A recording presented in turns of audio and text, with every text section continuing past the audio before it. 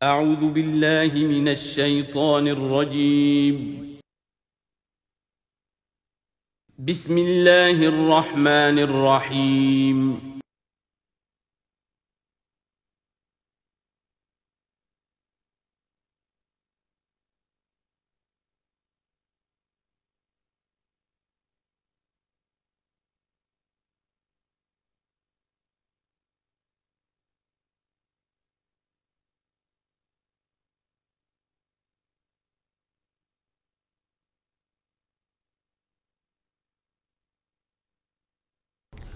اللہم ذکرنا منہ ما نسینا وعلمنا منہ ما جہلنا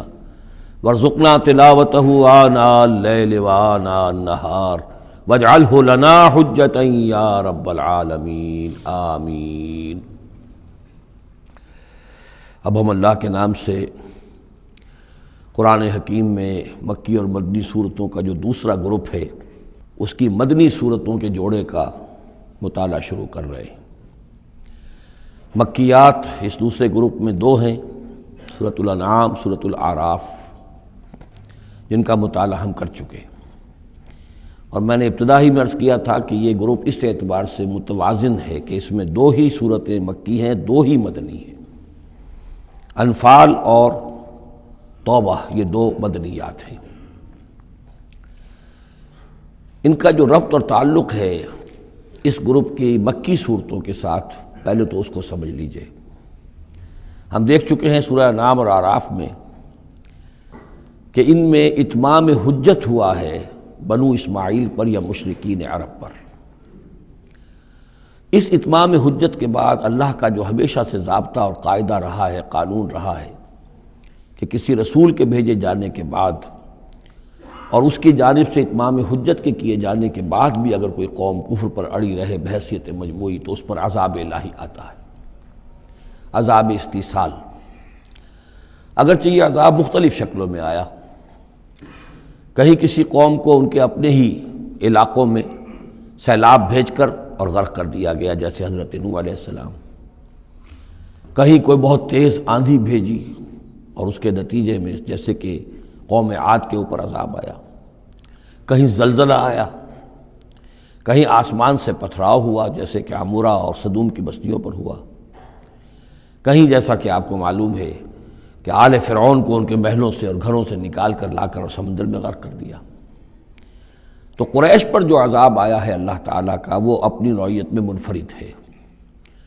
چونکہ حضور خود قرشی تھے، بنی اسماعیل میں سے تھے، اور آپ نے اتمام حجت کر دیا ان پر 13 برس تک، 12 برس تک دعوت دے کر، تو اب گویا کہ وہ عذاب الہی کے مستحق ہو گئے تھے۔ لیکن یہ عذاب الہی جو ہے قریش پر جو آیا ہے وہ بالاقساط آیا ہے۔ اس کی قسط اول ہے کہ جو غزوہ بدر میں ان تک پہنچی،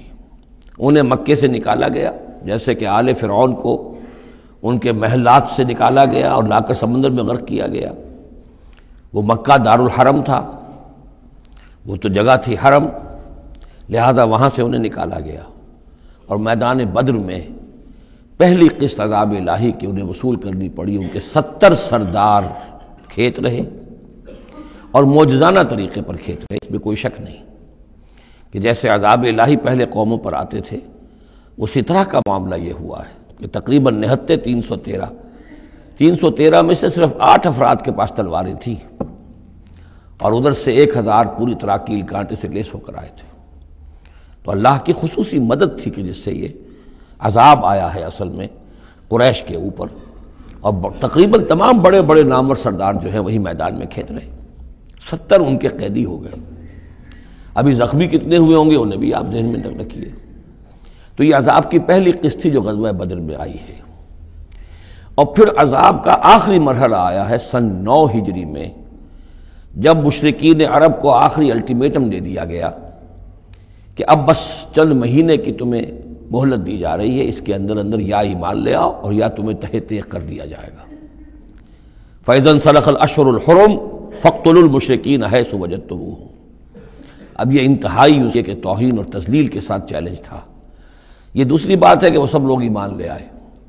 اور یہ قتل عام کی نوبت نہیں آئی، لیکن یہ کہ یہ آخری قسط تھی۔ وہ آخری قسط جو ہے سورہ توبہ میں بیان ہوئی ہے، اور عذاب کی پہلی قسط جو ہے وہ سورہ انفال میں ہے۔ ان دونوں صورتوں کو جمع کر دیا گیا تاکہ انعام اور اعراف میں بنو اسماعیل پر یا مشرکین عرب پر اتمام حجت، اور انفال اور توبہ میں ان پر جو عذاب الہی نازل ہوا اس کی تفصیل۔ تو یہ تو ہے معنوی ربط اس گروپ کی مکی اور مدنی صورتوں کے مابین۔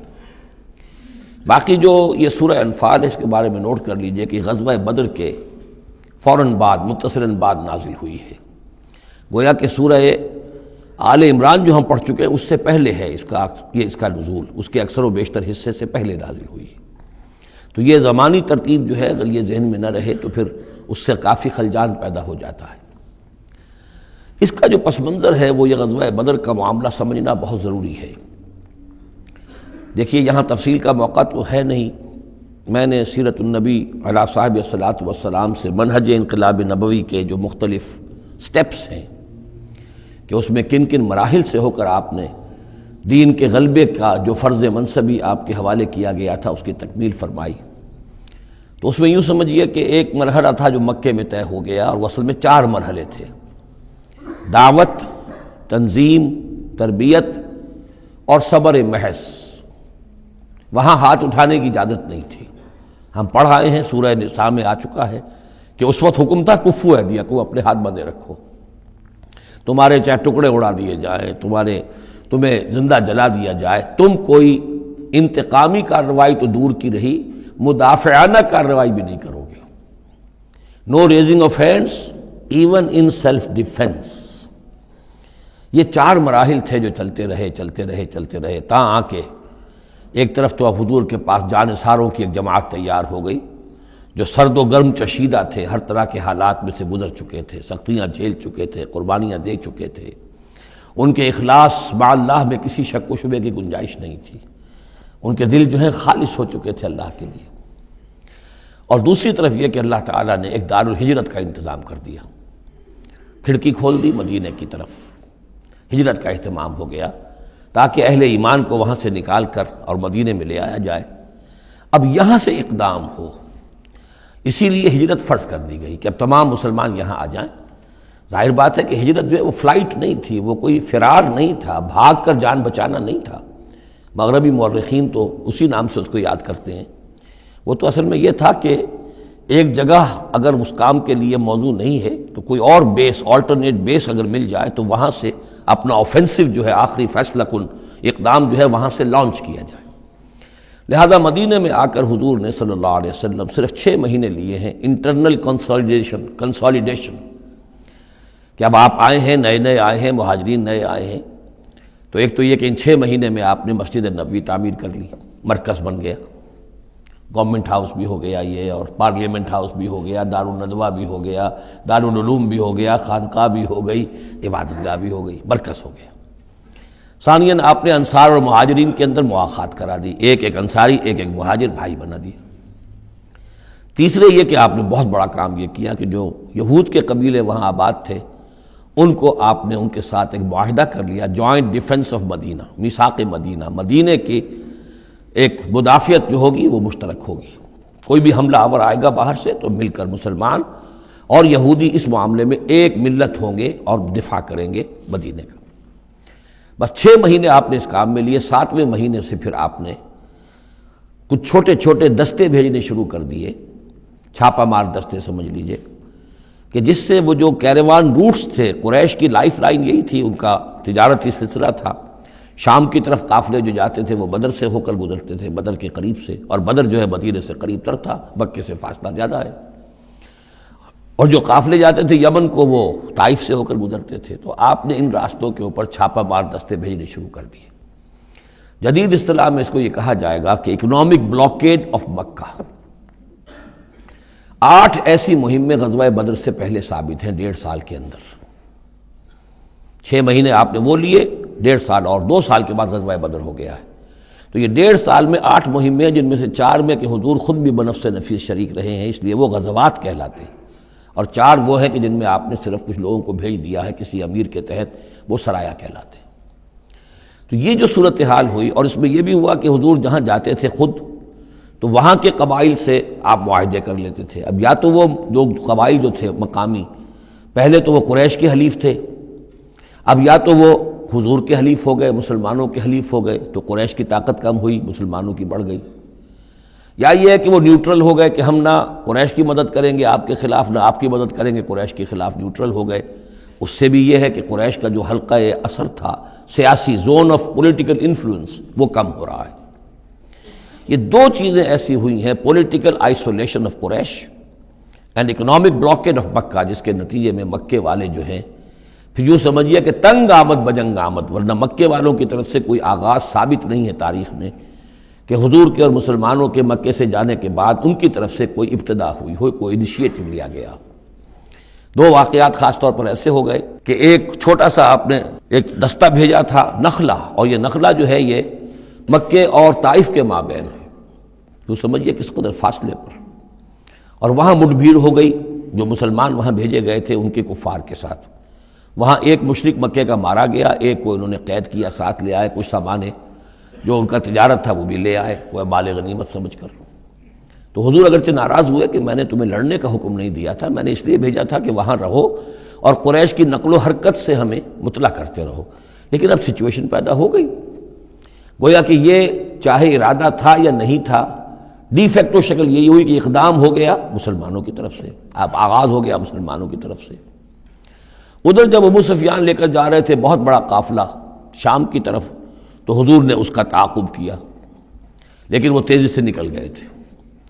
لیکن جب واپس آ رہے تھے اور 50,000 دینار کا سامان تھا ان کے قافلے کے اندر، بہت لدا پدا قافلہ، انہیں یہ خطرہ ہوا کہ اب پھر محمد صلی اللہ علیہ وسلم اور ان کے ساتھی کہیں لوٹیں گے ہمیں اور ہمارے اوپر حملہ کریں گے، روکیں گے ہمارا راستہ۔ تو انہوں نے یہ کی دوہری حکمت عملی کی کہ ایک تو یہ کہ ایک سوار بھیجا آگے تیزی کے ساتھ دوڑایا کہ مکے جاؤ اور کہو کہ ہمارے قافلے کو خطرہ ہے محمد سے صلی اللہ علیہ وسلم، لہذا مدد بھیجو۔ اور ادھر یہ کیا کہ وہ عام راستہ جو تھا جو بدر سے ہو کر گزرتا تھا اسے چھوڑ کر ساحل سمندر کے ساتھ ساتھ نیچے سے ہو کر وہ نکل بھی گئے۔ اب وہاں مکے میں یہ دونوں چیزیں بیک وقت پہنچ گئیں،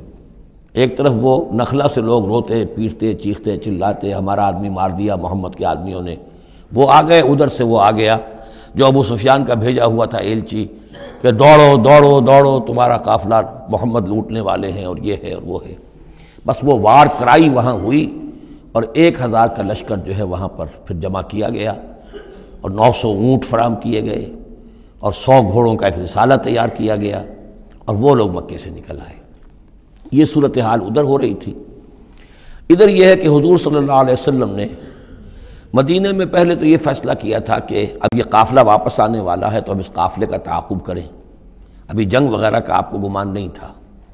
ابھی مدینہ ہی میں آپ نے یہ جو ہے اس ایسا ارادہ ظاہر کیا کہ جیسے پہلے بھی گئے تھے، جب قافلہ جا رہا تھا شام کی طرف تو تعاقب کیا تھا، ایسے جب آ رہا ہے تو اسے انٹرسیپٹ کریں۔ لہذا ایک تو مشاورت ہوئی ہے مدینہ میں، آیا چلنا چاہیے یا نہیں چلنا چاہیے، وہ میں بعد میں عرض کروں گا جب ہم آیتیں پڑھیں گے۔ پھر جب کچھ لوگ نکل آئے اور یہ نہیں سمجھا گیا تھا کہ کوئی جنگ ہونی ہے، کوئی بڑا لشکر آ رہا ہے، اس وقت تک اطلاع نہیں تھی، اسی لیے بس جو جس کے ہاتھ میں آیا، کسی کے پاس نیزہ تھا، کسی کے پاس کچھ اور تھا، تلواریں 8 تھیں، گھوڑے کل 2 تھے، وہ چل پڑے۔ چلو اس لیے کہ مسئلہ تو قافلے کا مسئلہ ہے نا، کوئی جنگ تو ہے نہیں، کوئی لشکر وشکر تو آ نہیں رہا۔ جب آپ کچھ سفر طے کر کے مقام صفرا تک پہنچ گئے تو وہاں وحی آ گئی اور آپ کو اطلاع بھی پہنچ گئی، اطلاع بھی پہنچ گئی کہ ابو جہل جو ہے 1000 کا لشکر لے کر مکے سے چل پڑا ہے، اور وہی بھی آ گئی، اللہ نے بتا دیا کہ اے نبی اب یہ 2 شکلیں ہیں، جنوب سے مکے کی طرف سے ایک لشکر آ رہا ہے کیل کانٹے سے لیس ہے، شمال سے قافلہ آ رہا ہے، اور میرا یہ وعدہ ہے کہ ان دونوں میں سے ایک ضرور تم کو دے دوں گا، تم کو فتح حاصل ہو جائے گی، یہ میرے اہل ایمان کو بتا دیجئے اور ذرا مشورہ کیجئے۔ تو دوسری مشاورت جو ہے وہ مدینے سے نکل کر ہوئی ہے مقام صفرا میں۔ یہ اصل میں جو چیزیں اگر سامنے نہ ہوں تو پھر یہ بہت خلجان ہوتا ہے، اور اکثر لوگوں کو، مترجمین کو اور مفسرین کو بہت خلجان رہا ہے ان آیات کے سمجھنے میں۔ اور اس کے علاوہ جو ایک خلجان رہا ہے وہ یہ رہا ہے کہ ایک دور ہم پر ایسا گزرا ہے انگریز کے حکومت کے زمانے میں، اور خاص طور پر جب نئی مغربی سائنس اور مغربی تہذیب کا ہم پر حملہ ہوا ہے، تو چونکہ مغرب کے لوگوں نے یہ کہا کہ یہ اسلام تو تلوار سے پھیلا ہے، بوئے خون آتی ہے اس قوم کے افسانوں سے، تو تو ہمارے ہاں کچھ مخلص لوگ تھے، نیک لوگ تھے، جو چاہتے تھے کہ اسلام کو اور حضور صلی اللہ علیہ وسلم کی سیرت کو بچائیں، اس کی دفاع کریں۔ انہوں نے کہا نہیں اسلام تلوار سے نہیں پھیلا، حضور نے تو جو جنگیں کی تھیں وہ صرف مدافعانہ تھیں، ان کے اوپر جنگ ٹھوس دی گئی تھی اور آپ نے کوئی اقدام نہیں کیا۔ اور ان میں سب سے بڑا کام کیا ہے ہندوستان میں مولانا علامہ شبلی نعمانی رحمۃ اللہ علیہ نے، میں ان کا نام ادب سے لوں گا اس لیے کہ سر سید احمد کے زیر اثر تھے، اور وہ جو جدید جو ابھی آیا تھا، جو مغربی افکار و خیالات اور تہذیب اور تمدن اور ویلیوز اور نظریات کا جو ریلا آیا تھا، اس کا مقابلہ کرنا آسان کام نہیں تھا۔ تو یہ اپولوجیٹک انداز اختیار کیا ہے شبلی نعمانی نے، اور اس میں یہ ہے کہ وہ جو ابتدائی جو 8 جو غزوات اور سرایا ہیں جو بدر سے پہلے ہوئے، انہیں بالکل تقریباً نظر انداز کر دیا ہے،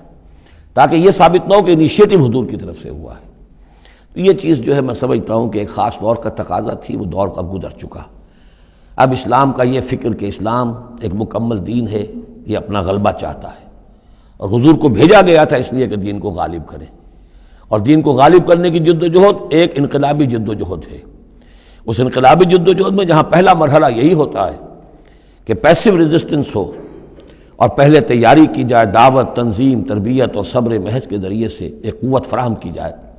پھر دوسرا مرحلہ آتا ہے باطل کے ساتھ ٹکرانا پڑتا ہے، اور اس میں آگے بڑھ کر ٹکر مول لینی پڑتی ہے۔ یہ نہیں ہے کہ انتظار ہی کرتے رہیں، یعنی ایک جس کو ہم کہتے ہیں کو ایگزسٹنس، پیسفل کو ایگزسٹنس، حق و باطل کے درمیان نہیں ہو سکتی۔ حق کیسے تسلیم کر سکتا ہے کہ باطل بھی موجود رہے؟ ہاں حق میں جان نہیں ہے، اہل حق جو ہیں بے جان ہیں، مردہ ہیں، تو مجبوری ہے،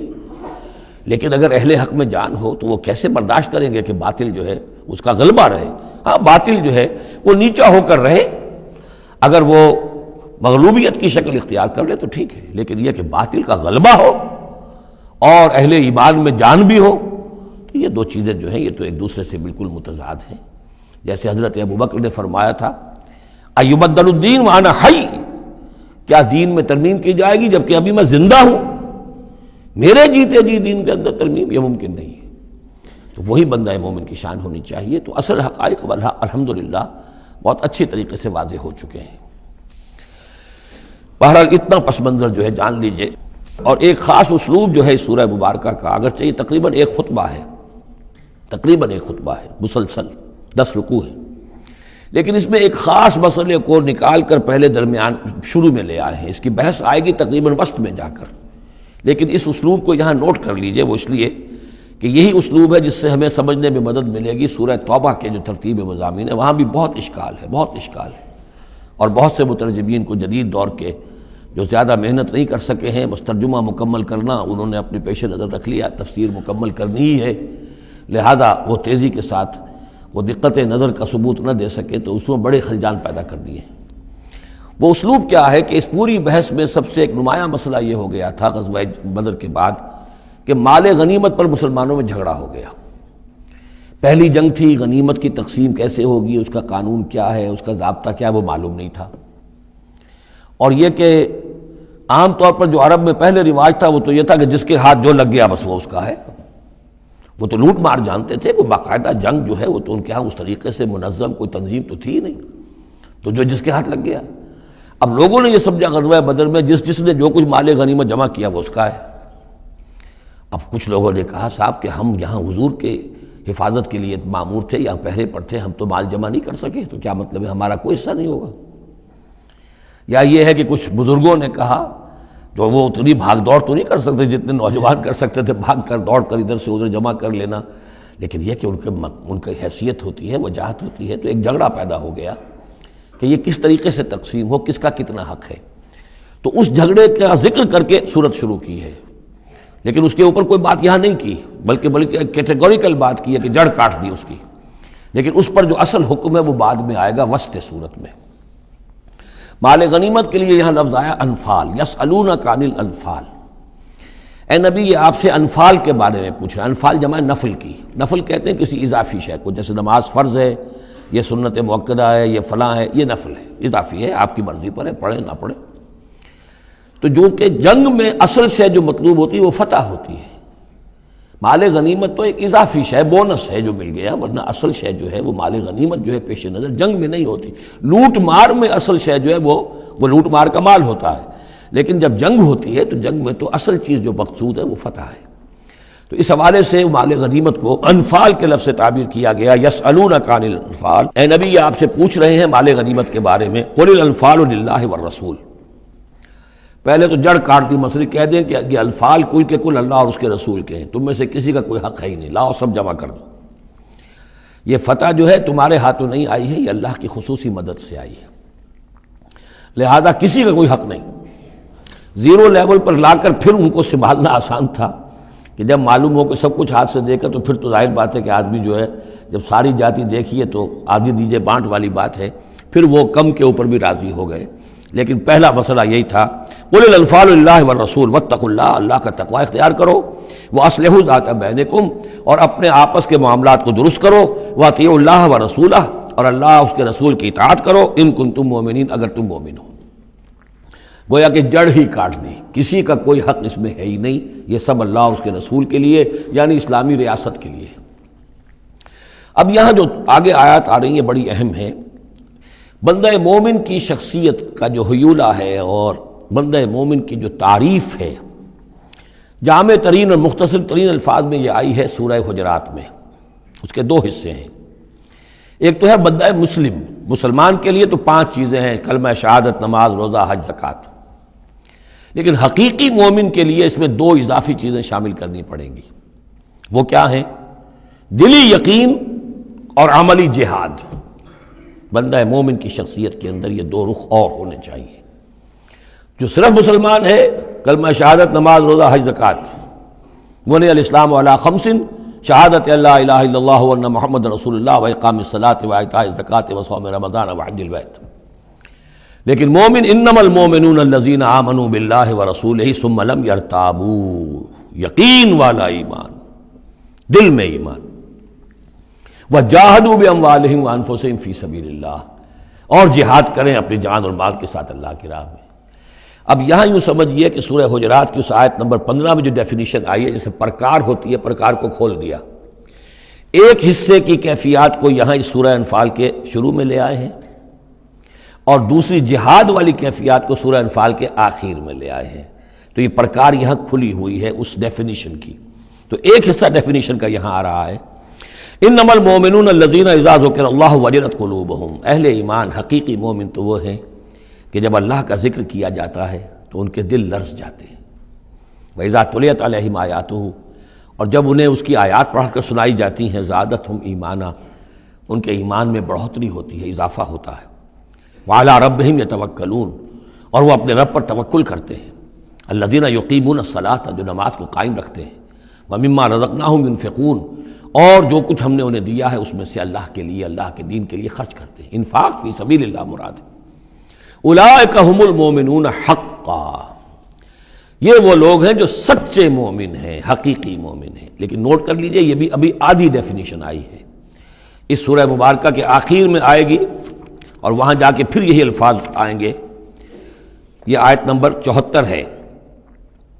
والذین آمنوا وہاجروا وجاہدوا فی سبیل اللہ والذین آووا ونصروا اولئک ھم المؤمنون حقا لہم مغفرۃ ورزق کریم۔ اس کے بعد ایک آیت اور بعد میں ہے، سورت ختم ہو جاتی ہے۔ تو لاسٹ بٹ 1 آیت، اور ادھر پہلی کے بعد دوسری، ان 2 جگہ پر ایمان کے حقائق کو تقسیم کر کے، پرکار کو کھول کر، گویا کہ پوری سورت کو ان 2 کے درمیان میں لے لیا گیا ہے، گود میں لے لیا گیا ہے۔ ایمان کی ڈیفینیشن کے یہ 2 حصے جو ہیں ان کی گود میں۔ اب یہاں سے شروع ہو رہا ہے غزوہ بدر کا۔ کما اخرجک ربک من بیتک بالحق، جیسے کہ نکالا آپ کو اے نبی آپ کے رب نے آپ کے گھر سے حق کے ساتھ، یعنی آپ کا یہ بدر کی طرف روانہ ہونا جو ہے یہ اللہ تعالیٰ کی ایک اسکیم کا حصہ تھا، اللہ کی اپنی ایک تدبیر ہے۔ وَإِنَّ فَرِيقًا مِّنَ الْمُؤْمِنِينَ لَكَارِهُونَ، اہل ایمان میں سے کچھ لوگ اسے پسند نہیں کر رہے تھے۔ یہ کون لوگ؟ یہ ہے وہ پہلی مشاورت جو مدینہ ہی میں ہوئی ہے۔ ان میں ظاہر بات ہے مدینہ میں منافق بھی تھے، جن کا خیال یہ تھا لڑنے بھیڑنے کا، لوٹ مار کرنے کا، یہ کوئی فائدہ ہے بھلا؟ بس ٹھیک تبلیغ کرنی چاہیے، اچھی بات کہنی چاہیے، نیک بات کہنی چاہیے، یہ کیا طریقہ ہے؟ منافقین کا ایلیمنٹ موجود تھا جو اس کو پسند ہی نہیں کرتے تھے، اس لیے کہ جنگ کا سلسلہ چل نکلا تو ہمیں بھی جانا پڑے گا، ہماری جان اور مال کے اوپر بھی آنچ آئے گی، تو نپ دی ایول ان دی بڈ، اس سے تو بہتر ہے کہ اس کو یہیں پر ختم کرو۔ اس اعتبار سے ویسے بھی کچھ انسانی فطرت ایسی ہوتی ہے، کچھ نیک سرشت لوگ بھی ہوتے ہیں کہ آخر اس سے کیا فائدہ نکلے گا، ابھی کوئی خاص جو ہے قریش کی طرف سے تو اقدام ہوا نہیں تھا، ہم آگے بڑھ کر جو ہے یہ جو بات اقدام کر رہے ہیں تو آخر اس کا فائدہ کیا ہے؟ تو یہ اس قسم کی باتیں اس وقت کہی گئیں۔ ان فریقا من المؤمنین لکارہون، اب یہ مومنین ان میں سے اہل نفاق بھی ہو سکتے ہیں اور سادہ لوگ اور نیک دل جو مسلمان ہیں وہ بھی ہو سکتے ہیں۔ یجادلونک فی الحق بعد ما تبین کانما یساقون الی الموت وہم ینظرون، اور وہ جھگڑ رہے تھے آپ سے حق کے معاملے میں جبکہ بات ان پر بالکل واضح ہو چکی تھی۔ یہ دوسری آیت میرے نزدیک جو دوسری مشاورت ہوئی ہے مقام صفرا پر، اس سے متعلق ہے۔ وہ یہ کہ وہاں سے جب مکے سے آپ چلے ہیں تو اس وقت تک کسی لشکر وغیرہ کی کوئی اطلاع نہ آپ کو تھی اور نہ اس کا کوئی گمان تھا ابھی، وہ تو ایسے ہی تھا جیسے پہلے 8 مرتبہ جو ہے وہ جو ایکسکرشنز جو ہوئی تھیں، جس طریقے کی مہمات بھیجی گئی تھیں، یہ اسی طرح کی ایک مہم ہے۔ لیکن یہ ہے کہ آگے چل کر جب آپ کچھ دور چل نکل کے آ گئے تھے، یہاں آ کر جو ہے آپ کو وحی بھی آ گئی اور اطلاعات بھی مل گئی کہ صورتحال وہ ہو چکی ہے۔ ایک طرف نخلا سے روتے پیٹتے لوگ پہنچ گئے وہاں، دوسری طرف یہ کہ ادھر سے ابو سفیان کا جو ہے ایلچی پہنچ گیا چیختا چلاتا ہوا، اور 1000 کا لشکر لے کر ابو جہل نکل پڑا ہے بدر کی طرف۔ اب وہ بدر کی طرف آ رہا ہے، ادھر سے قافلہ بدر کی طرف آ رہا ہے شمال سے۔ اس وقت اللہ تعالیٰ نے فرمایا، اور یہ مشاورت جیسا کہ میں نے کہا تھا جیسے کہ حضرت طالوت نے کی تھی، ایک آزمائش اپنی فوج کی کہ جو اس دریا میں سے پانی پیے گا، سیر ہو کر پیے گا، اس کا مجھ سے کوئی تعلق نہیں۔ اسی طرح کا آپ نے مشاورت کا معاملہ اللہ تعالیٰ کے حکم سے مسلمانوں کے سامنے رکھ دیا۔ بعدما تبین کانما یساقون الی الموت، تو لوگ ایسے محسوس کر رہے تھے جیسے انہیں دھکیلا جا رہا ہو موت کی طرف، وہم ینظرون، اور وہ دیکھ رہے ہوں۔ ظاہر بات ہے یہ کیفیت تو کٹر جو منافق تھے وہاں پر انہی کی ہو سکتی تھی۔ وَإِذْ يَعِدُكُمُ اللَّهُ إِحْدَى الطَّائِفَتَيْنِ أَنَّهَا لَكُمْ، اور جب کہ اللہ تعالیٰ وعدہ کر رہا تھا تم سے کہ ان دونوں گروہوں میں سے ایک تمہیں مل جائے گا، ایک پر تمہاری فتح گارنٹیڈ ہے۔ وَتَوَدُّونَ أَنَّ غَيْرَ ذَاتِ الشَّوْكَةِ تَكُونُ لَكُمْ، اور اے مسلمانوں تم یہ چاہتے تھے کہ ادھر جاؤ جدھر کے کانٹا لگنے کا کوئی اندیشہ نہ ہو، اس لیے کہ بمشکل 50 یا 100 آدمی تھے اس قافلے کے ساتھ، اور اونٹ تھے بے شمار، اور جو میں نے آپ کو بتایا بہت بڑی مقدار کے اندر جو ہے 50,000 دینار کا جو مال تھا ان کے پاس، تو ان کو تو آسانی سے قابو کیا جا سکتا تھا، اس میں اندیشہ کم تھا۔ پھر دلیلیں بھی عقلی آ گئی ہوں گی کہ حضور ہمارے پاس تو کچھ ہتھیار بھی نہیں ہے، کچھ نہیں ہے، ہم تیاری کر کے مدینے سے نکلے ہی نہیں ہیں، تو اچھا ہے پہلے یہ کہ ہم جا کر ان پر قبضہ کر لیں تو ان کے ہتھیار بھی ہمیں مل جائیں گے، تو پھر لشکر سے لڑنے کے لیے ہم بہتر پوزیشن میں ہوں گے۔ تو عقل و منطق بھی یہ گویا کہ ان کے ساتھ تھی۔ وَيُرِيدُ اللَّهُ أَن يُحِقَّ الْحَقَّ بِكَلِمَاتِهِ، اللہ یہ چاہتا تھا کہ اپنے بات کو اپنے فیصلے کے ذریعے سے حق کا حق ہونا ثابت کر دے۔ وَيَقْطَعَ دَابِرَ الْكَافِرِينَ، اور کافروں کی جڑ کاٹ دے۔ یہ قُطِعَ دَابِرُ الْقَوْمِ الَّذِينَ ظَلَمُوا، کافر قوم کی جڑ کاٹ دی گئی، جو ہم پڑھ کر آئے سورہ اعراف میں۔ اللہ کا ارادہ یہ تھا، اگر عام جو دنیاوی قواعد و ضوابط ہیں، فزیکل لاز ہیں، اس کے تحت یہ ہوتا تو اتنی بڑی بات ہی نہ ہوتی۔ اسے یوم الفرقان بنانا تھا کہ نمایاں ہو جائے کہ اللہ کس کے ساتھ ہے، حق کدھر ہے، اور یہ اسی وقت ہو سکتا تھا جبکہ یہ کنٹراسٹ برقرار رہتا کہ بے سر و سامان 313 گئے ہیں اور کیل کانٹے سے لے 1000 کے ساتھ ان کا مقابلہ ہوا ہے، اور پھر انہیں اللہ نے فتح دی ہے۔ لہذا اللہ کی مرضی کچھ اور تھی۔ یرید اللہ ان یحق الحق بکلماتہ ویقطع دابر الکافرین، اللہ چاہتا تھا کہ اپنی باتوں کے ذریعے سے حق کا حق ہونا ثابت کر دے اور کافروں کی جڑ کاٹ دے۔ یہ یحق الحق، تاکہ سچا ثابت کر دے حق کو، سچ کو، ویبطل الباطل، اور باطل ثابت کر دے باطل کو، باطل ہونا اس کا ثابت ہو جائے۔ ولو کرہ المجرمون، خواہ یہ مجرموں کو کتنا ہی ناگوار ہو۔ استستغیثون ربکم، یاد کرو جب کہ تم اپنے رب سے استغاثہ کر رہے تھے، دعائی دے رہے تھے کہ اللہ اب ہماری مدد فرما۔ فاستجاب لکم، تو اللہ نے تمہاری دعا کو قبول کیا تھا۔ انی ممدکم بألف من الملائکۃ مردفین، کہ میں تمہاری مدد کروں گا 1000 ملائکہ سے جو لگاتار آئیں گے، پے بپے آئیں گے۔ 1000 کا لشکر آیا ہے نا، تو 1000 فرشتے ہم تمہاری مدد کے لیے بھیج دیں گے۔ وما جعلہ اللہ الا بشرا، اور اللہ نے اس کو نہیں بنایا مگر تمہارے لیے بشارت، وَلِتَطْمَئِنَّ بِهِ قُلُوبُكُمْ، اور تاکہ تمہارے دل مطمئن ہو جائیں۔ وَمَن نَّصْرُ إِلَّا مِنْ عِندِ اللَّهِ، اور مدد تو اللہ کی طرف سے ہوتی ہے، فرشتوں کو بھیجے بغیر بھی وہ مدد کر سکتا ہے، کن فیکون کی شان کے ساتھ وہ جو چاہے کر دے۔ لیکن یہ کہ تمہارا جو اپنا ایک سوچنے کا انداز ہے، بر بنائے طبع بشری، تمہاری تسکین کے لیے ہم نے یہ شکل کر دی کہ 1000 دشمن آ رہا ہے تو 1000 فرشتہ تمہاری مدد کے لیے ہم بھیج دیں گے۔ ان اللہ عزیز الحکیم، یقیناً اللہ تعالیٰ سب زبردست ہے اور حکمت والا۔ اذ یغشیکم النعاس امنۃ منہ، جبکہ تم کو ڈھانپ لیا تھا ایک اونگ نے جو امن کی اور تسکین کا ذریعہ بن گیا اللہ کی طرف سے۔ یہ دو معجزے ہوئے ہیں خاص اس وقت، معجزے اس معنی میں کہ عام حالات میں یہ چیزیں نہیں ہوتی، لیکن اس میں کوئی خرق عادت نہیں ہے۔ معجزہ اس معنی میں نہیں ہے کہ اس کو چیلنج کر کے حضور نے دکھایا ہو، اس معنی میں نہیں، بس یہ کہ غیر معمولی اللہ کی نصرت کی شکلیں ہیں۔ ایک تو یہ کہ حالانکہ معاملہ بڑا یعنی سخت تھا، لیکن رات کو جا کے پڑاؤ پر مسلمان سوئے اطمینان سے، بڑی عمدگی سے نیند آئی، دل میں وہ دغدغہ نہیں تھا، اللہ پر اطمینان تھا، اللہ کے لیے نکلے تھے، لہذا ان کو وہ بے چینی اور تشویش اور کل کیا ہو جائے گا، رہیں گے کہ نہیں رہیں گے، زندگی ہوگی موت، کچھ نہیں، نیند آئی انہیں، اطمینان سے سوئے، صبح کو اٹھے تو وہ گویا کہ چاق و چوبند تھے۔ نمبر 2 یہ ینزل علیکم من السماء ماء، اور جب کہ اتارا اس نے تم پر آسمان سے پانی، بارش ہو گئی، اس سے یہ ہوا لیطہرکم، تاکہ تمہیں پاک کرے، جنہیں غسل کی حاجت تھی غسل کر لیا، وَیُذْهِبَ عَنْکُمُ الرِّجْزَ الشیطان، اور دور کر دے تم سے شیطان کی نجاست کو، وَلِیَرْبِطَ عَلَىٰ قُلُوبِکُمْ، اور یہ کہ تاکہ تمہارے دلوں کے اندر بھی، بارش کے بعد جو فضا ہوتی ہے اس سے طبیعت کے اندر بھی ایک اطمینان اور سکون پیدا ہوتا ہے، ورنہ واقعہ یہ ہے کہ جہاں پر آ کر قریش پہلے ڈیرہ ڈال چکے تھے، پانی پر ان کا قبضہ تھا، اب یہاں پانی نہیں تھا، بارش ہوئی تو وہ نشیبی جگہ میں انہوں نے ایک اپنا حوض بھی جمع کر لیا، پانی بھی جو ہے وہ ان کے پاس فراہم ہو گیا۔ وَيُثَبِّتَ بِهِ الْأَقْدَامَ، اور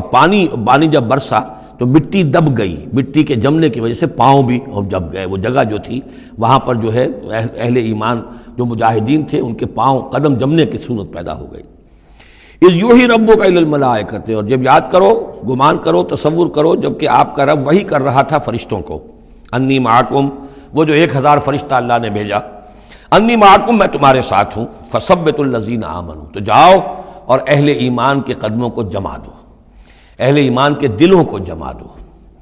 سألقی فی قلوب الذین کفروا الرعب، عن قریب میں ان کافروں کے دلوں میں رعب ڈال دوں گا، ان پر دہشت طاری ہو جائے گی۔ فاضربوا فوق الاعناق، پھر مارنا ان کی گردنوں کے اوپر جیسے چاہے، واضربوا منہم کل بنان، اور مارنا ان کی ایک ایک پور پر۔ یعنی یہ کہ جب کسی شخص پر کوئی شخص دہشت زدہ ہو جائے تو اس کے اندر قوت مدافعت نہیں رہتی، پھر گویا کہ وہ جو بھی حملہ آور ہے اس کے رحم و کرم پر ہے، جدھر سے چاہے چوٹ لگائے، جدھر سے چاہے مارے۔ ذالک بانہم شاقوا اللہ ورسولہ، اور یہ سزا ان کو اس لیے دی جائے گی کہ انہوں نے مخالفت کی، زدم زدہ کی، دشمنی کی اللہ کی اور اس کے رسول کی۔ ومن یشاقق اللہ ورسولہ فإن اللہ شدید العقاب، اور جو اللہ اور اس کے رسول کا دشمن ہو جائے اور اس سے زدم زدہ کرے تو اللہ تعالیٰ بھی سزا دینے میں بہت سخت ہے۔ ذالکم فذوقوہ، دیکھو اب یہ قریش سے خطاب ہے، ذالکم فذوقوہ، دیکھو یہ آگے پہلی قسط وصول کرو، چکھ لو اس کو، وَأَنَّ لِلْكَافِرِينَ عَذَابَ النَّارِ، اور ابھی جو تمہارے یہ کھینچ رہے ہیں ان کی سزا یہی ختم نہیں ہو گئی ہے، ان کے لیے جہنم کا عذاب ہے۔ یا ایھا الذین آمنوا اذا لقیتم الذین کفروا زحفا، اہل ایمان جب تمہارا مقابلہ ہو جائے کافروں سے میدان جنگ میں، یہ زحف کہتے ہیں جبکہ باقاعدہ دو لشکر ایک دوسرے کے سامنے مد مقابل بن کر آئیں، ایک چھاپا مار جنگ ہوتی ہے، جیسے کہ 8 جو پہلی اس سے مہمیں تھیں وہ جنگ کی شکل نہیں تھی بلکہ وہ مہمیں تھیں چھاپا مار، لیکن اب یہ پہلی مرتبہ جنگ ہوئی ہے، لہذا اس کے حوالے سے بات ہو رہی ہے۔ یا ایھا الذین آمنوا اذا لقیتم الذین کفروا زحفا فلا تولوہم الادبار، تو تم ان کو پیٹھ مت دکھاؤ، پیٹھ مت موڑو، مطلب یہ کہ کھڑے رہو، ڈٹے رہو، مقابلہ کرو، جان چلی جائے لیکن یہ کہ پیچھے قدم نہ ہٹے۔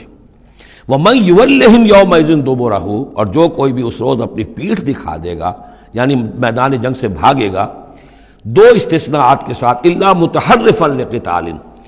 سوائے اس کے کہ یا تو وہ کوئی داؤ لگا رہا ہو جنگ کے لیے، جیسے 2 آدمی بھی جنگ کرتے ہیں اور تلوار اور اس کے ساتھ، تو کوئی ذرا ادھر ہٹتا ہے، پیچھے کو ہٹتا ہے، وہ بھاگنا نہیں ہوتا بلکہ وہ تو در حقیقت ایک ٹیکٹیکل موو ہے،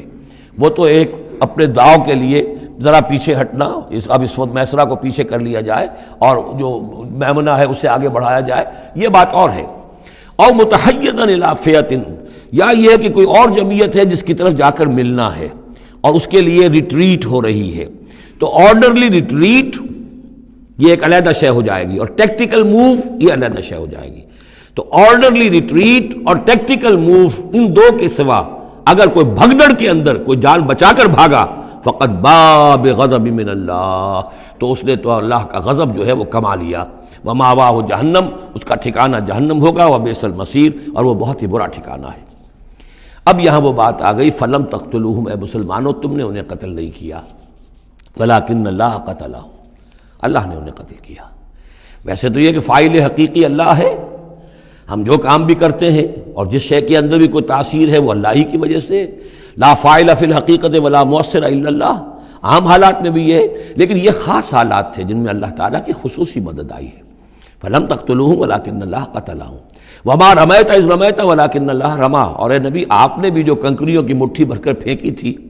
آپ نے کنکریاں لیں اپنی مٹھی میں اور پھینکا کفار کے لشکر کی طرف، شاہت الوجوہ، چہرے جو ہیں بگڑ جائیں، تو یہ پتہ نہیں کہاں تک اللہ نے ان کنکریوں کو پہنچایا ہے۔ تو فرمایا اور آپ نے جب وہ کنکریوں کی مٹھی پھینکی تھی، ما رمیت اذ رمیت، آپ نے نہیں پھینکی تھی، ولکن اللہ رما، یہ تو اللہ تعالیٰ نے پھینکی تھی۔ ہاتھ ہے اللہ کا، بندہ مومن کا ہاتھ۔ وَلِيُبْلِيَ الْمُؤْمِنِينَ مِنْهُ بَلَاءً حَسَنًا، تاکہ اللہ تعالیٰ اہل ایمان کے جوہر نکھارے، ان کے اندر کی چھپی ہوئی جو صلاحیتیں ہیں، مخفی ہیں، انہیں اجاگر کرے۔ یہ ذرا نوٹ کر لیجئے، بلا یبلو کے معنی ہوتا ہے آزمانا، تکلیف میں ڈال کر کسی آزمائش میں۔ ابلا یبلی جب یہ باب افعال سے آتا ہے تو کسی کے جوہر کو نکھارنا، کسی کی جو خابیدہ جو ہیں اس کی صلاحیتیں ان کو ابھارنا، یہ ہے ابلا۔ لیبلی المؤمنین منہ بلاء حسنا، تاکہ اللہ تعالیٰ خوب اہل ایمان کے اوپر ان کے جو ہے جوہر نکھارے۔ ان اللہ سمیع علیم، یقیناً اللہ سب کچھ سننے والا اور جاننے والا ہے۔ ذالکم وان اللہ موہن کید الکافرین، یہ تو ہو چکا، اب اس جنگ کا جو نتیجہ تھا قریش تم نے دیکھ لیا، لیکن آئندہ بھی سمجھ لو اللہ تعالیٰ کافروں کے تمام چالوں کو ناکام بنا دے گا۔ یہ اہل ایمان سے بھی خطاب ہو گیا اور یہ کہ کفار کے لیے بھی، اور پھر کفار سے خطاب ہے، ان تستفتحوا فقد جاءکم الفتح۔ اصل میں ابو جہل جو لشکر کا وہ سمجھیے کمانڈر ان چیف کی حیثیت سے آیا تھا، اسے اتنا یقین تھا کہ میں نے اتنی تیاری کی ہے، اتنا ساز و سامان ہے کہ ہم مسلمانوں کو کچل کر رکھ دیں گے، تو پہلے سے پروپیگنڈا شروع کر دیا تھا، یہ یوم الفرقان ہوگا، یہ پتہ چل جائے گا اللہ کس کے ساتھ ہے۔ اللہ کو تو وہ بھی مانتے تھے، اللہ کے ساتھ دیویوں دیوتاؤں کو مانتے تھے نا، اللہ کے منکر تو نہیں تھے، لیکن یہ کہ ادھر اللہ ہی اللہ تھا، ادھر اللہ کے ساتھ اور منات اور دیوتا اور وہ بھی تھے، تو یہ کہ اللہ کس کے ساتھ ہے یہ ثابت ہو جائے گا، یعنی وہ اتنا یقین تھا اسے۔ جیسے 65 کی جنگ میں لاہور، فال آف لاہور دکھا دیا گیا BBC ٹیلی ویژن کے اوپر، یہ ہو چکا، لاہور جو ہے اس پر تو بھارتی فوج کا قبضہ ہو چکا، اتنا یقینی تھا۔ اسی طرح اس نے یوم الفرقان کہا، تو اسی کو اللہ تعالیٰ نے یوم الفرقان بنا دیا تاکہ منکشف ہو جائے، یہ بات مبرر ہو جائے کہ اللہ کس کے ساتھ ہے۔ اس اعتبار سے اس کی دعا بھی بڑی عجیب ہے، جو اس نے آ کر بدر سے ایک رات قبل جب کہ حضور بھی دعا مانگ رہے تھے اور طویل ترین سجدہ کیا تھا، اس نے بھی دعا کی تھی، اور وہ دعا جو ہے وہ موحدانہ دعا ہے، اس میں کسی لات عزا حبل منات کا کوئی تذکرہ نہیں۔ اللہم، اے اللہ، اقطعنا للرحم وعین الغدات، جس نے ہمارے رحمی رشتے کاٹ دیے ہیں، کل تو اسے ذلیل و خوار کر دے۔ یعنی اس کا جو سب سے بڑا چارج تھا، الزام تھا حضور پر، وہ یہ تھا کہ اس شخص نے آ کر ہمارے خاندانوں میں تفریق پیدا کر دی، بھائی کو بھائی سے جدا کر دیا، ایک بھائی مسلمان ہو گیا وہ علیحدہ ہو گیا، باقی بھائی کافر ہیں، ایک دوسرے کے دشمن ہو گئے، ماں باپ سے اولاد کو جدا کر دیا، شوہر کو بیوی سے کاٹ دیا، بیوی کو شوہر سے کاٹ دیا۔ ہماری طاقت تھی، ہمارا قبیلہ تھا، ہم قریش تھے، ظاہر بات ہے کہ قبائلی زندگی میں اتحاد، یکجوئی، یہی تو چیزیں ہوتی ہیں ساری کی ساری، کہ جس کی وجہ سے ان کی ساکھ ہوتی ہے، تو اس نے تو آ کر ہمارا ستیہ ناش کر دیا۔ اقطعنا للرحم، جس نے رحمی رشتے کاٹ دیے ہیں ہمارے، فاہنہ الغدات، تو اے اللہ کل اسے ذلیل و خوار کر دیجو۔ یہ دعا تھی ابو جہل کی۔ بہرحال اللہ تعالیٰ اب ان سے خطاب کر کے کہہ رہے ہیں کہ اے مشرکین مکہ، ان تستفتحوا، اگر تو تم چاہتے تھے کہ فیصلہ ہو جائے، فقد جاءکم الفتح، تو فتح فیصلہ ہو چکی، فیصلہ اللہ کا آ چکا، معلوم ہو گیا کہ حق کدھر ہے، باطل کدھر ہے۔ وَإِن تَنْتَهُوا فَهُوَ خَيْرٌ لَكُمْ، اب بھی اگر تم باز آ جاؤ تو یہ تمہارے لیے بہتر ہے۔ وَإِن تَعُودُوا نَعُودْ، اگر دوبارہ اعادہ کرو گے ہم بھی یہی کچھ دوبارہ کریں گے۔ وَلَن تُغْنِيَ عَنْكُمْ فِئَتُكُمْ شَيْئًا، اور تمہاری یہ نفری اور جمعیت اور تمہاری یہ تعداد تمہیں کسی کام نہیں آ سکے گی۔ وَلَوْ كَثُرَتْ، خواہ وہ بہت ہو، وَأَنَّ اللَّهَ مَعَ الْمُؤْمِنِينَ، اور یہ کہ اللہ اہل ایمان کے ساتھ ہے۔ یا ایھا الذین آمنوا، اب یہ جو رکوع آ رہا ہے تیسرا، یہ بہت ہی جامع، بہت اہم ہے۔ اس میں سے دو جو تین آیتوں کے گروپ ہیں وہ تو خاص طور پر ہماری توجہ کے اور مسلمانان پاکستان کی توجہ کے لیے بڑے اہم ہیں۔ یا ایھا الذین آمنوا اطیعوا اللہ ورسولہ ولا تولوا عنہ وانتم تسمعون، اہل ایمان اللہ اور اس کے رسول کی اطاعت کرو اور نہ منہ موڑو اس سے جبکہ تم سن رہے ہو۔ یعنی جب اللہ کے رسول نے کہا تھا کہ چلو بدر کی طرف، تو تمہاری یہ رد و قدا اور یہ پاؤں پیٹنا جس کو کہتے ہیں، یہ مختلف الفاظ اس کے لیے محاوروں میں آتے ہیں، تو یہ جو تم کر رہے تھے کیوں کر رہے تھے؟ جب اللہ اور اس کے رسول کی طرف سے بات آئی تھی تو ہر ایک کو کہنا چاہیے تھا سمعنا واطعنا، جو آپ کا حکم ہو۔ اطیعوا اللہ واطیعوا الرسول ولا تولوا عنہ وانتم تسمعون، ظاہر بات ہے تمام مسلمانوں سے بات نہیں ہے، یہاں بھی ذہن میں رکھیے وہی جنہوں نے کمزوری دکھائی تھی ان کی طرف اشارہ ہے۔ ولا تکونوا کالذین قالوا سمعنا وهم لا يسمعون، ان لوگوں کے مانند نہ ہو جاؤ جو کہتے ہیں کہ ہم نے سن لیا، حقیقت میں وہ سنتے نہیں ہیں۔ یعنی دل اڑا ہوا ہے، طبیعت جو ہے وہ یکسو ہے ہی نہیں، تو کیا سننا ہے؟ سنا انسنا ہو گیا۔ ان شر الدواب عند اللہ الصم البکم الذین لا یعقلون، یقیناً تمام چوپایوں میں بدترین اللہ کے نزدیک یہی لوگ ہیں جو بہرے ہیں، گونگے ہیں اور عقل سے کام نہیں لیتے۔ اب یہ منافقین ہی کی طرف اشارہ ہو رہا ہے۔ وَلَوْ عَلِمَ اللَّهُ فِيهِمْ خَيْرًا، اگر اللہ تعالیٰ کے علم میں ہوتا کہ ان میں کوئی خیر ہے، لَأَسْمَعَهُمْ، اللہ انہیں سنا دیتا۔ وَلَوْ أَسْمَعَهُمْ، اگر اللہ انہیں سنا دیتا، لَتَوَلَّوْا، پھر بھی پیٹ موڑ جاتے، وَهُمْ مُعْرِضُونَ، وہ ہیں ہی اعراض کرنے والے۔ یہ گویا کہ چند آیات ہیں کہ جس میں خاص طور پر جو لوگ بھی اس وقت ریلیکٹنٹ تھے، جو بھی کسی طریقے سے اس میں جھجک رہے تھے، ان کے لیے تنبیہ۔ اب تین آیات آ رہی ہیں۔ یا ایھا الذین آمنوا استجیبوا للہ وللرسول اذا دعاکم لما یحییکم، اہل ایمان لبیک کہا کرو اللہ کی پکار پر، اور خاص طور پر رسول کی پکار پر جبکہ وہ تمہیں پکارے اس شے کے لیے جس سے تمہیں زندگی ملے گی۔ تم جنگ میں جانے کو سمجھ رہے ہو کہ موت کا دروازہ ہے، یہ تو اصل زندگی کا دروازہ ہے۔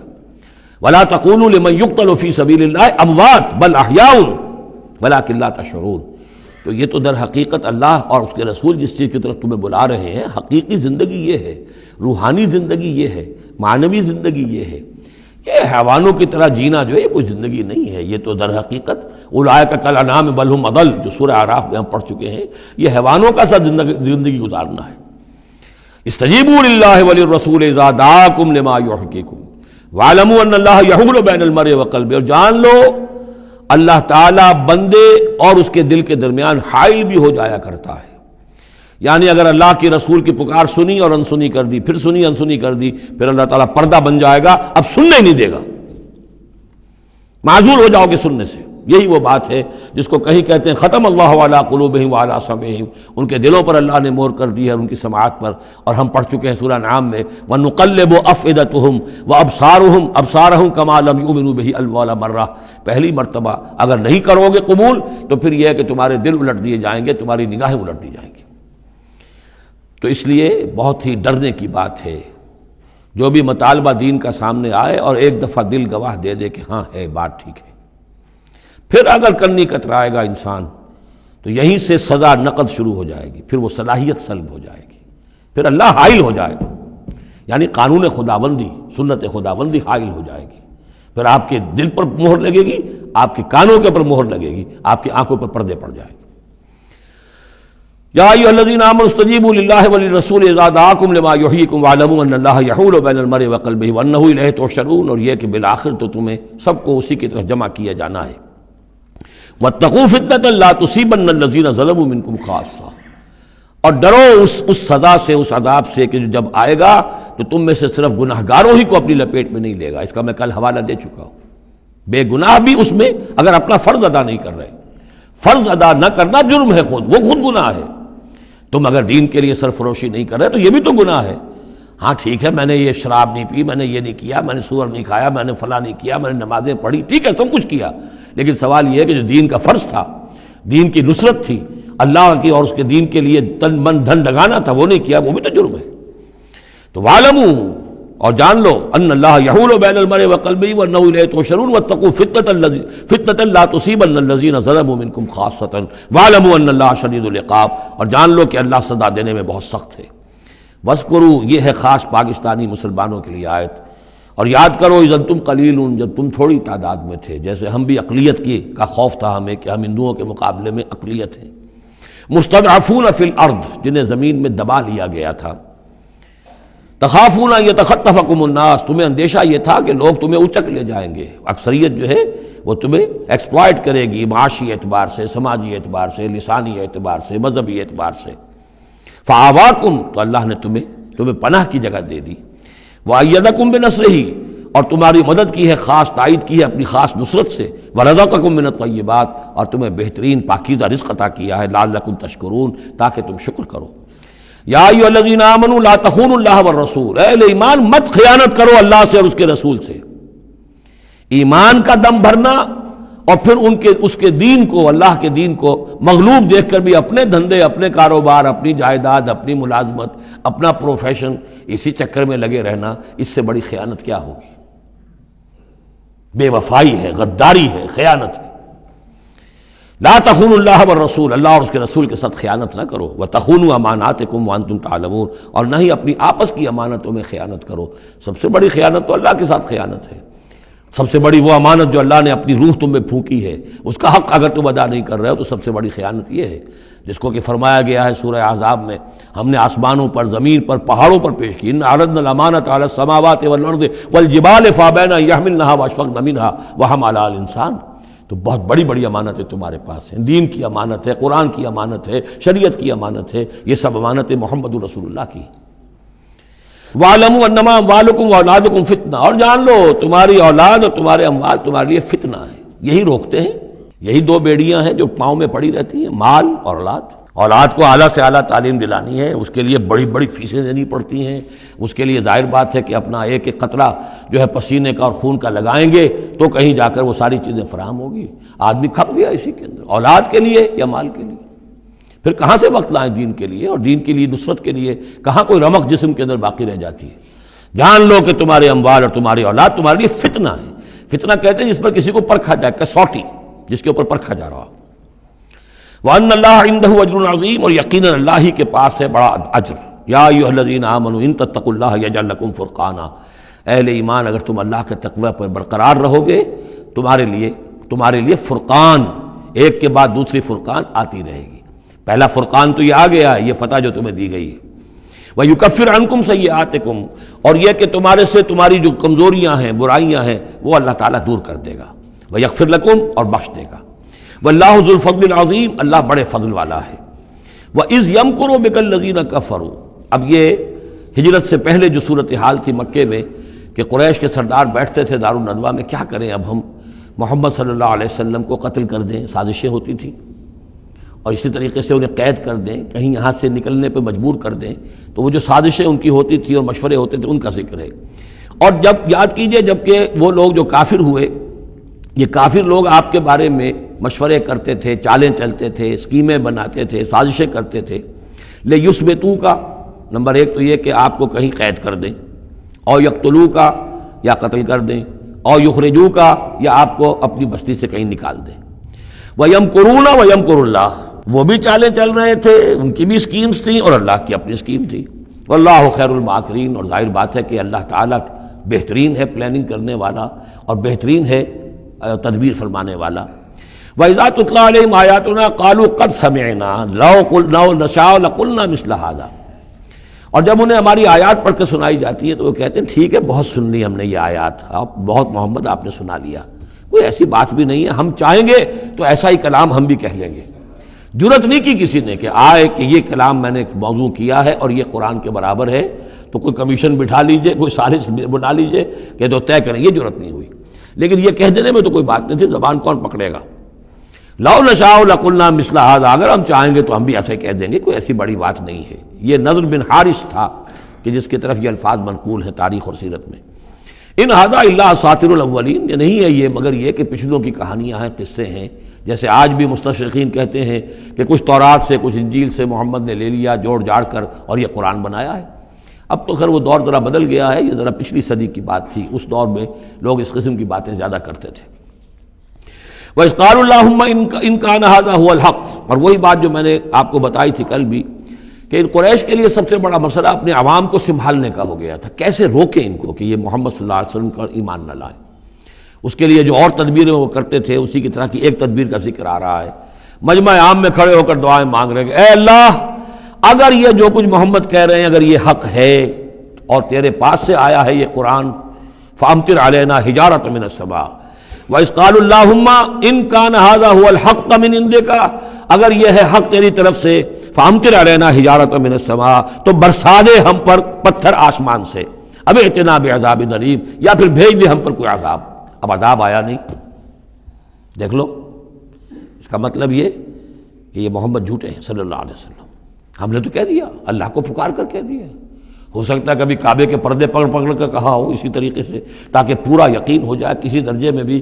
ہمارے عوام کے اندر کوئی وسوسہ، کوئی دغدغہ باقی نہ رہے۔ وَمَا كَانَ اللَّهُ لِيُعَذِّبَهُمْ، اور اللہ تعالیٰ انہیں عذاب نہیں دے سکتا تھا، اللہ کے لیے ممکن نہیں تھا کہ ان پر عذاب بھیجتا، وَأَنْتَ فِيهِمْ، جبکہ ابھی اے محمد آپ ان کے مابین موجود تھے۔ ہجرت سے پہلے معاملہ نہیں ہوا کرتا یہ، اللہ اپنے رسول کو ان کے ساتھی اہل ایمان کو نکال لیتا ہے، اس کے بعد کوئی عذاب اس نوعیت کا آتا ہے جس نوعیت کا وہ عذاب مانگ رہے تھے۔ وَأَنْتَ فِيهِمْ وَمَا كَانَ اللَّهُ مُعَذِّبَهُمْ، اللہ ان کو عذاب دینے والا نہیں تھا، وَهُمْ يَسْتَغْفِرُونَ، جبکہ وہ استغفار بھی کر رہے تھے۔ یعنی اسی مکے میں عوام الناس بھی تو تھے، سادہ لوگ بھی تو تھے، وہ استغفار بھی کرتے تھے، تلبیہ بھی پڑھتے تھے، لبیک اللہم لبیک لبیک اللہم لبیک، یہ بھی تو کرتے تھے، اللہ کو بھی پکارتے تھے۔ تو بڑا گڑبڑ سا معاملہ تھا، جب تک کہ اللہ تعالیٰ یمیز الخبیث من الطیب کر نہ دے، اس وقت تک اس طرح کا معاملہ اللہ تعالیٰ کے لیے درست نہیں تھا۔ وَمَا لَهُمْ أَلَّا يُعَذِّبَهُمْ، باقی وہ عذاب کے پورے طور سے مستحق تو ہو چکے ہیں، اور کیا ہے وہ کون سی رکاوٹ ہے ان کے لیے؟ مَا لَهُمْ أَلَّا يُعَذِّبَهُمُ اللَّهُ، کہ اللہ تعالیٰ ان کو عذاب نہ دے، وَهُمْ يَصُدُّونَ عَنِ الْمَسْجِدِ الْحَرَامِ، جبکہ وہ روک رہے ہیں مسجد حرام سے لوگوں کو، وَمَا كَانُوا أَوْلِيَاءَهُ، اور حقیقت میں یہ اس کے متولی نہیں ہیں، یہ اس کے مختار نہیں ہیں، یہ اس کے ساتھی نہیں ہیں۔ ان اولیاءہ الا المتقون، اس اللہ کے گھر کے تو ولی اور اس کے جو اصل مجاور کہہ لیجئے یا متولی کہہ لیجئے، وہ تو ہوں گے متقی لوگ جو اللہ کا تقوی رکھتے ہوں، اللہ کی بندگی کرتے ہوں۔ ولکن اکثرهم لا يعلمون، لیکن ان کی اکثریت علم نہیں رکھتی۔ وما كان صلاتهم عند البيت، اور انہوں نے جو نماز کا حلیہ بگاڑا ہے، نہیں ہے ان کی نماز بیت اللہ کے پاس الا مقام و تصدیہ، سیٹیاں بجاتے ہیں، تالیاں پیٹتے ہیں، یہ ان کی نماز رہ گئی ہے۔ طواف کرتے تھے تو اس میں سب سے اونچا طواف تھا برہنہ طواف، اور نماز جو تھی ان کی وہ یہ تھی، سیٹیاں بجاتے ہوئے۔ جیسے کہ آپ کو معلوم ہے کہ بعض علاقوں میں مسجدوں کے اندر جب وہ میلاد کی محفلیں ہوتی ہیں تو اس کے اندر ڈھول اور ڈھمک کا، یہ میں نے سنا ہے کہ خاص طور پر افریقہ کے بعض ممالک میں کام ہوتا ہے۔ یہ اللہ کا شکر ہے اس حد تک کم سے کم یہ کہ بر عظیم پاک و ہند کے اندر جو بھی صورت ہوئی ہے وہ یہ مسجد کے اندر یہ خرافات نہیں ہوئی ہے، باقی باہر ہو رہی ہے جو بھی ہو رہی ہے۔ تو انہوں نے نماز کی بھی شکل یہ بنا دی تھی، فذوقوا العذاب بما کنتم تکفرون، تو اب چکھو مزہ عذاب کا اپنے کفر کی پاداش میں۔ ان الذین کفروا ينفقون اموالهم لیصدوا عن سبیل اللہ، ظاہر بات ہے یہ لشکر آیا تھا تو اس کے لیے بھی تو لاؤ لشکر تیار کرنا پڑا تھا نا، ساز و سامان، 900 اونٹ، 1000 آدمیوں کے لیے راشن بھی چاہیے تھا، مکے سے چل کے مدینے تک آنا ہے، جنگ میں رہنا ہے، تو یہ 10 اونٹ روزانہ جو ہے ذبح ہو رہے تھے اس فوج کے لیے۔ تو یہ سارا جو انفاق کیا ہے کچھ لوگوں نے کیا ہے نا، جو باطل کے لیے انفاق کر رہے تھے، شیطان کے لیے، وہ حزب الشیطان جو ہے، آخر وہ بھی تو مجاہد تھے، وہ مجاہد تھے فی سبیل الشیطان، فی سبیل الشرک۔ تو جو خرچ کر رہے ہیں اپنے مال لیصدوا عن سبیل اللہ، تاکہ لوگوں کو روک سکیں اللہ کے راستے سے، فسینفقونھا، وہ اور بھی خرچ کریں گے، ابھی انہیں اور بڑے لشکر تیار کرنے پڑیں گے۔ ثم تکون علیہم حسرۃ، پھر یہ سب ان کے لیے ایک حسرت بن جائے گی۔ سب کچھ مال بھی ہم نے لگا دیا، ساری جانیں ہم نے گنوا دی، کچھ نہ ہوا، محمد کا بال بیکا نہ کر سکے صلی اللہ علیہ وسلم۔ اللہ کا دین تو جاء الحق وزهق الباطل ان الباطل کان زهوقا، ایک وقت آئے گا کہ اللہ کا دین جو ہے غالب ہو جائے گا۔ ثم یغلبون، پھر وہ مغلوب ہو کر رہیں گے، والذین کفروا الی جہنم یحشرون، اور جو ان میں سے کافر ہوں گے، جو اس وقت ایمان لے آئیں گے اللہ تعالیٰ ان کو معاف فرما دے گا، اور جو کفر پر اڑے رہیں گے وہ جہنم کی طرف گھیر کر لے جائیں گے۔ لیمیز اللہ الخبیث من الطیب، یہ بات جو ہے سورہ آل عمران میں بھی آئی، تاکہ اللہ تعالیٰ پاک کو ناپاک سے علیحدہ کر دے، ممیز کر دے۔ وَيَجْعَلَ الْخَبِيثَ بَعْضَهُ عَلَى بَعْضٍ، اور جو ناپاک ہے اس کو ایک دوسرے کے اوپر سٹیک کرتا چلا جائے، فَيَرْكَمُهُ، اس کا ڈھیر کر دے، جَمِيعًا، اور ان کو سب کو فَيَجْعَلَهُ فِي جَهَنَّمَ، اور سب کو پھر جہنم میں جھونک دے۔ یعنی یہ کہ یہ پہلے تو یہ سفٹنگ کرنی ہوگی، یہ طیب ہے، یہ خبیث کو ایک دوسرے کے اوپر سٹیک کیجئے اور پھر اس کو جہنم میں ایک ہی مرتبہ دھکا دے دیجئے۔ لِيَمِيزَ اللَّهُ الْخَبِيثَ مِنَ الطَّيِّبِ وَيَجْعَلَ الْخَبِيثَ بَعْضَهُ عَلَى بَعْضٍ فَيَرْكُمَهُ جَمِيعًا فَيَجْعَلَهُ فِي جَهَنَّمَ أُولَٰئِكَ هُمُ الْخَاسِرُونَ، یقیناً یہی لوگ ہیں خسارے پانے والے۔ قُل لِّلَّذِينَ كَفَرُوا إِن يَنتَهُوا يُغْفَرْ لَهُم مَّا قَدْ سَلَفَ، اعلان کر دیجئے محمد صلی اللہ علیہ وسلم ان کافروں کے سامنے، اب بھی اگر باز آ جائیں تو جو کچھ ہو چکا ہے وہ معاف کر دیا جائے گا، اب بھی موقع ہے، اب بھی ایمان لے آؤ۔ وَإِن يَعُودُوا، اور اگر وہ ارادہ کریں گے دوبارہ یہی کچھ کریں گے، فقط بدت سنت الاولین، تو پچھلوں کی بھی داستانیں گزر چکی ہیں، ان کی جو بھی کچھ ان پر ہوا ہے وہ سب کو معلوم ہے۔ اب ظاہر بات ہے کہ وہ مکی قرآن تو نازل ہو چکا تھا، سورہ اعراف بھی نازل ہو چکی، سورہ انعام بھی نازل ہو چکی، جو کچھ ہوا ہے قوم ہود کے ساتھ، قوم صالح کے ساتھ، قوم شعیب کے ساتھ، اس ساری داستانیں تو تھی، فقط مدد سنت الاولین، اگلوں کا جو طریقہ اور راستہ تھا وہ تو گزر چکا ہے، وہ سب کے سامنے آ چکا ہے۔ وَقَاتِلُوهُمْ حَتَّى لَا تَكُونَ فِتْنَةٌ وَيَكُونَ الدِّينُ كُلُّهُ لِلَّهِ، یہ سورہ بقرہ میں بھی آیت آئی تھی اور اب آئی ہے اضافی شان کے ساتھ، یعنی اے مسلمانوں اب تمہاری یہ دعوت و تحریک جو ہے یہ اس مرحلے میں داخل ہو گئی، آرمڈ کانفلکٹ۔ اب یہ 15 برس کے بعد حضور نے جب دعوت کا آغاز کیا ہے مکے میں، اس کے بعد سے 15 برس گزر چکے، اب وہ دعوت، تنظیم، تربیت، صبر محض کا دور ختم ہوا، پیسو ریزسٹنس کا دور ختم ہوا، اب ایکٹیو ریزسٹنس کی محمد نے صلی اللہ علیہ وسلم اقدام کیا، اور اقدام کے نتیجے میں آخری اور چھٹا مرحلہ آ گیا، یعنی آرمڈ کانفلکٹ۔ اب تلوار سے ٹکرا چکی، اب تمہاری تلواریں نیام میں نہیں جائیں گی جب تک کام مکمل نہ ہو جائے، اور کام کی تکمیل کیا ہے؟ فتنہ بالکل ختم ہو جائے۔ وَقَاتِلُوهُمْ حَتَّى لَا تَكُونَ فِتْنَةٌ، فتنہ وہ کیفیت ہے کہ جس میں ایمان پر قائم رہنا، ایمان پر عمل کرنا مشکل ہو جائے۔ جب باطل کا غلبہ ہے تو ایک بندہ مومن کے لیے ایمان پر پوری طریقے سے کاربند ہونا مشکل ہے، لہذا اس صورتحال کو ختم کرو، یعنی اب دین کا غلبہ ہو جائے۔ حَتَّى لَا تَكُونَ فِتْنَةٌ وَيَكُونَ الدِّينُ كُلُّهُ لِلَّهِ، دین بھی جزوی نہیں، کل کا کل دین اللہ ہی کے تابع آ جائے۔ فَإِنِ انْتَهَوْا فَإِنَّ اللَّهَ بِمَا يَعْمَلُونَ بَصِيرٌ، پھر اگر وہ باز آ جائے تو جو کچھ وہ کر رہے ہیں اللہ اسے دیکھ رہا ہے۔ وَإِن تَوَلَّوْا، اور اگر پیٹھ موڑ لیں، وَاعْلَمُوا، تو اے مسلمانوں تم یہ جان لو، أَنَّ اللَّهَ مَوْلَاكُمْ، اللہ تمہارا مولا ہے، تمہارا ولی ہے، ساتھی ہے، مددگار ہے، پشت پناہ ہے۔ نعم المولا ونعم النصیر، کیا ہی اچھا ہے وہ حمایتی اور کیا ہی خوب ہے وہ مددگار۔ بارک اللہ لی ولکم فی القرآن العظیم ونفعنی وإیاکم بالآیات والذکر الحکیم۔